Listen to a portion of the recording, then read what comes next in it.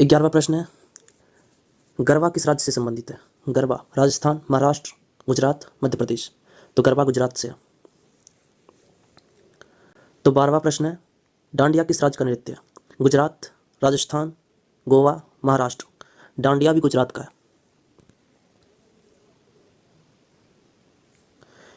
13वां प्रश्न है, घूमर किस राज्य का लोक नृत्य है? घूमर गुजरात, राजस्थान, हरियाणा, उत्तर प्रदेश।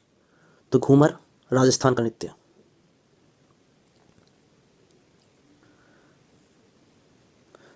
14वां प्रश्न देखेंगे, कालबेलिया किस राज्य का नृत्य है? कालबेलिया किस राज्य का नृत्य है? मध्य प्रदेश, राजस्थान, गुजरात, महाराष्ट्र। तो कालबेलिया भी राजस्थान का नृत्य है। 15वां प्रश्न है, लावणी किस राज्य का नृत्य है? गोवा, महाराष्ट्र, कर्नाटक, तेलंगाना। तो लावणी महाराष्ट्र का नृत्य है।